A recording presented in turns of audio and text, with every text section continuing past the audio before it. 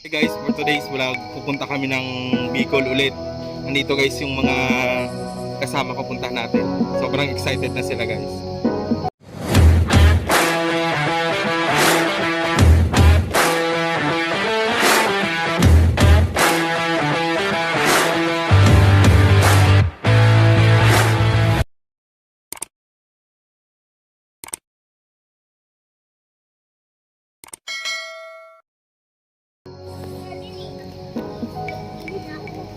Si Kel, si Make. Dito guys yung mga kasama ko. Nandito guys yung mga dadalhin namin. Hindi ko lang alam kung kasya yan sa bus. Sa YouTube yan. Sa YouTube yan idadala mo. Ito guys yung mga naghatid sa amin. Sila nagbuhat ng mga gamit. Ayan o. Ginagawa mo? Ito namang isang to, panay picture naman. Ano yung ginagawa mo dyan, TV? Excited na ako. Turumbahan na bagay yung mga bagahe natin. Ilang taong ka na ba bago di nakauwi ng Bicol? 4 years. Tatanong ko muna guys kung sino sasama sa akin mamaya pag bibili na ng ticket sa PTEX. Wala sama ka ba? Yes! Bakit gusto mo sumama? Ako nakakapunta doon. Hindi ko pa alam kung anong tsura na. Ikaw? Yun guys, mga mahihain sila. Yun guys, palabas na kami. Buti na lang dumating yung asawa na Ate Maribel, si Kuya Dan. Sinundo kami. Motor ay tricycle yung gamit niya. O, dito ka na kayo. Oo, ay di. Ayan, si Kuya Dan nagsundo sa amin. Huwag ka na sa taas. Diyan ka na lang. Mahiya. Ano ka na? Yun guys, hindi pala kami kasya dun sa isang tricycle. Kaya maglalakad na lang kami. Papunta dun sa sa labas.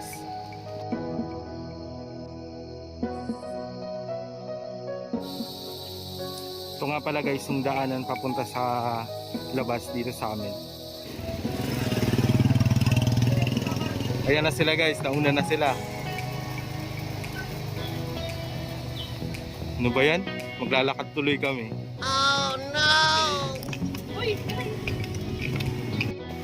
Tatry ko sa bus na di matulog kasi tulugin talaga pagdating sa biyahe.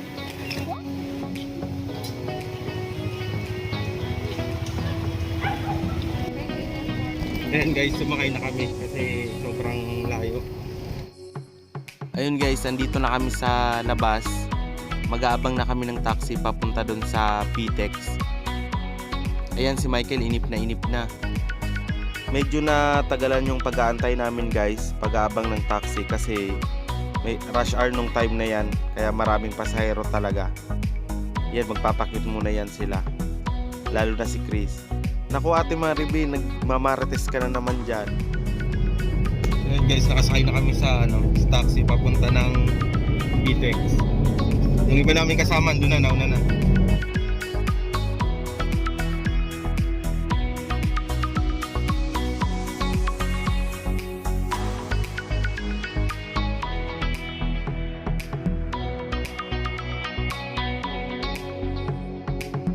A few moments later. Dito na pala kami guys sa PTEX. Ayan, bumibili na ako ng ticket at sobrang bait ng teller na yan. At lagi nga pala guys, RU Diaz ang nasasakyan namin kasi maganda at safe pa. At ang bait ng teller na yan. Ayan, shoutout nga pala sa'yo. Michael! Bibi! Sa bus na!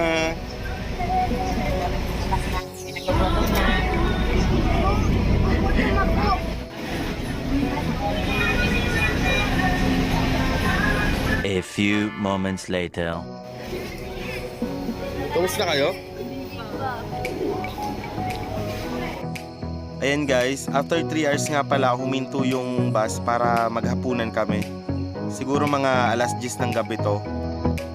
Dito kami sa guys, sa Quezon Province. Yung mga kasama ko antok na lalo na si Michael. Ayun nga pala guys yung gabbaon namin. Nagbaon lang kami kasi medyo mahal yung yung mga bilihin diyan.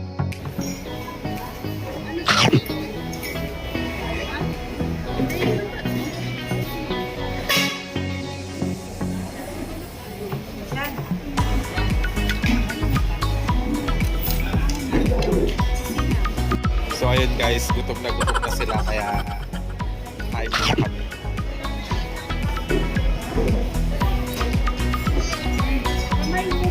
Iya, dahan-dahan lang ha.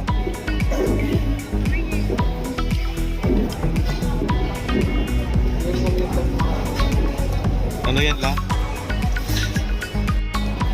Yan guys, ubos na, nasimot na yung mga pagkain dyan. Ito yung nakaubos oh. A few moments later.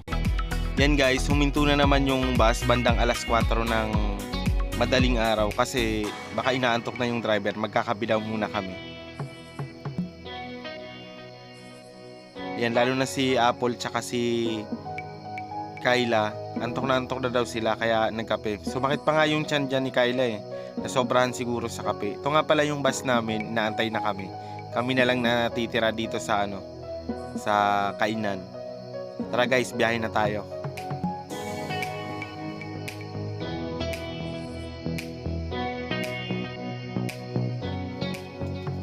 Ayun guys, maliwanag na kaya makakapag-video na ako.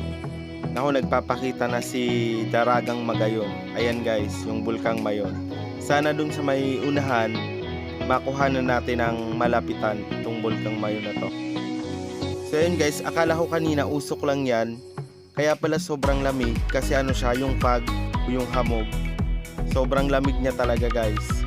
At marerefresh ka talaga lalo na puro pa mga punong kahoy ang makikita mo. Sobrang ganda talaga guys. Ayan guys, enjoy muna kayo sa panunood.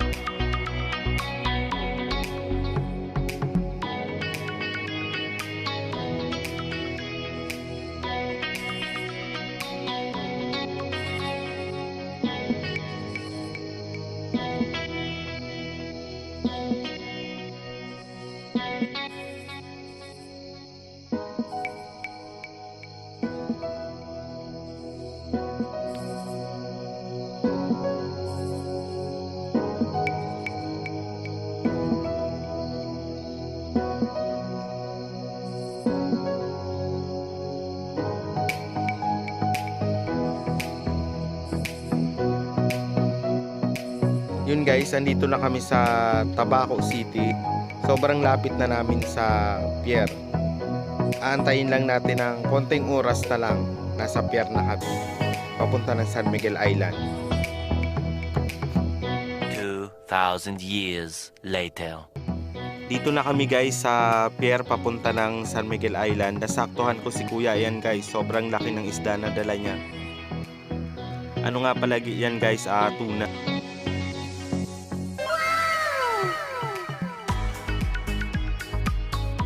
Nako, si Ate Maribit talaga. Nakita niya yung kababata niya. Ayan, nagmaritesan silang dalawa.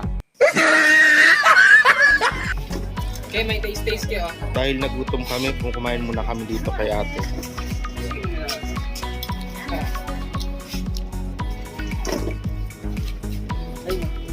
Sarap ng ulam nila dito, may laing. Ayan guys, sa sobrang gutom namin, di ko na na-videohan kanina. Ito nga pala guys, mga kinain namin. Merong pansit bato, merong laing. Tsaka nagulam din kami guys ng adobo. Ayan guys. Dito kami kumain. Anong pangalan mo, te? Ilikon mo nga. Wag na. Pagkakain kayo dito kayo kay ate kumain. Dali pa. Yan kay Ate Melba. Sarap ng pagkain nila dito. Ang ngaran mo. Melba Bragais. Yun. Milba Barangais. Oh, Milba Barangais daw. Hi guys, dito kayo kumain kay ate. Ay, Ate Milba.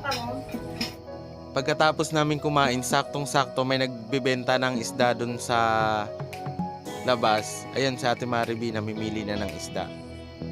Ito nga pala guys, yung mga isda dito sobrang fresh na fresh talaga.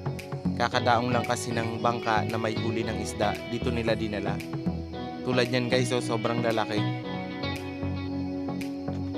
titignan ko guys kung papapasukin ako dito. Tatry kong pumasok para tignan yung mga isda.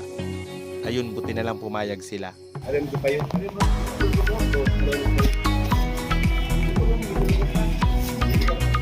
Okay lang.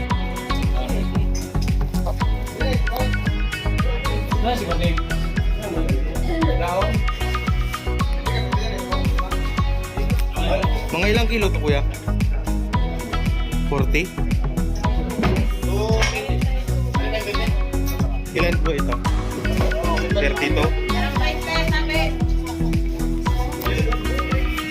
Thank you po.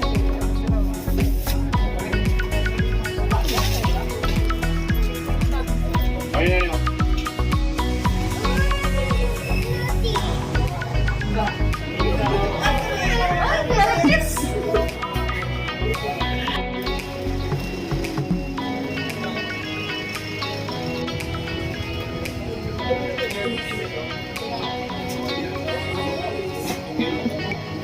Two 2,000 years later.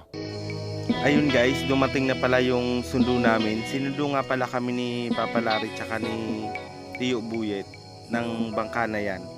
Kaya papunta na kami ng San Miguel Island. Sobrang excited na kami guys. Lahat kami. Lalo na yung nasa unahan na si Ate Mariby.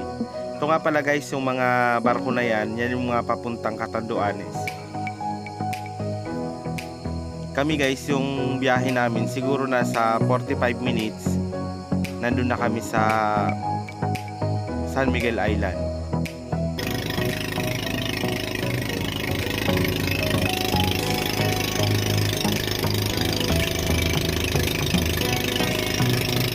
Ayan guys, sobrang lapit na namin sa San Miguel Island. Actually, San Miguel Island na yan. Yung makikita nyo na yan. Yung dun nga pala kami guys dadaong sa Sitio Baybay dito sa San Miguel Island. Yan guys, yung tinuturo ko na yan. Diyan kami dadaong mamaya.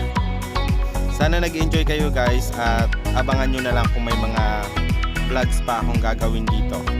At kung bago ka pa lang sa aking munting channel, don't forget to subscribe to Kapi channel and hit the notification bell para lagi kang updated sa mga bago kong videos. Salamat!